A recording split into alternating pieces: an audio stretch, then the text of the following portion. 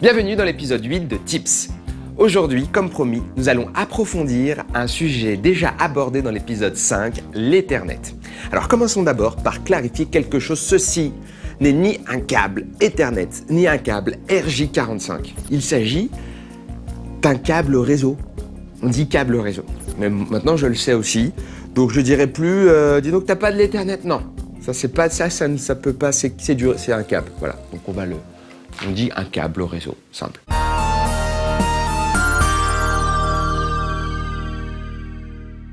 L'Ethernet est une famille de technologies dédiée à la création de réseaux locaux. Et RJ45 fait référence aux connecteurs. Voyons maintenant l'histoire de l'Ethernet. Conçu au centre Xerox PARC, dans les années 70, à l'époque du disco, l'Ethernet est la manière de faire des réseaux la plus répandue à ce jour. Que votre réseau soit câblé ou sans fil, il fonctionne sur cette base. Pour faire de l'Ethernet, chaque ordinateur doit se présenter sur le réseau. Il diffuse pour cela l'adresse MAC de sa carte réseau.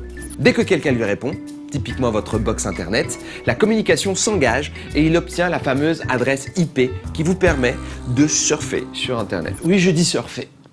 Je suis des années 80. Je m'en fous. Et j'en vois au fond se demander, mais comment voyagent les données? Comment est-ce qu'on fait? Eh bien, la réponse est, personne ne sait. Et on me dit si, en fait on a la réponse. Prenons l'exemple d'un fichier. Il est composé d'un certain nombre d'octets. Pour le faire voyager sur le réseau, il est nécessaire de le découper en ce qu'on appelle des paquets. Chaque paquet se divise lui-même en deux groupes d'octets. D'une part, nous avons le groupe composé des données. Ce sont les morceaux du fichier. Je sais par exemple, si c'est une chanson, ça va être juste ça. Et de l'autre côté, nous avons l'entête. C'est ce qui sert à décrire, à décrire le paquet. Et nous rappelons que l'entête est située à l'avant de l'appareil. Nous avons donc l'entête et ensuite l'autre bout qui est composé des données.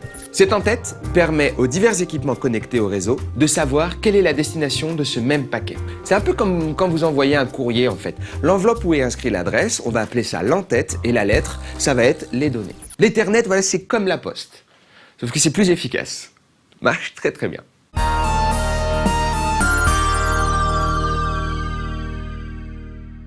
Avant 1989, l'Ethernet a une topologie en bus, c'est-à-dire que tous les équipements parlent en même temps, ce qui entraîne les collisions dont nous avons parlé dans l'épisode 5 pour les gens qui suivent Tips, et c'est des gens très bien, parce que c'est une super émission. En 1989, la société Calpana, je ne sais pas si je l'ai dit bien mais je m'en fous, lance le premier commutateur réseau ou switch. C'est un boîtier qui sert de point d'interconnexion du réseau. Et permet la topologie en étoile cette fois-ci. Si vous ne voyez pas, regardez l'épisode 5, il y a même un super beau schéma qu'on a fait. Il a en plus la particularité de tenir compte des entêtes et donc de rediriger les paquets vers la bonne destination, au lieu de les envoyer sur tout le réseau. On évite ainsi les pertes de données, les collisions et on peut augmenter la vitesse du réseau. Il est par principe possible d'utiliser l'Ethernet sur n'importe quel support. Une démo sur un plafond blanc a eu lieu lors du CeBIT en 1995. Les données transitaient alors par infrarouge. Il est aussi tout à fait possible d'utiliser la lumière visible pour transmettre des données. C'est d'ailleurs sur ce principe que repose la fibre optique que vous allez bientôt avoir dans le futur.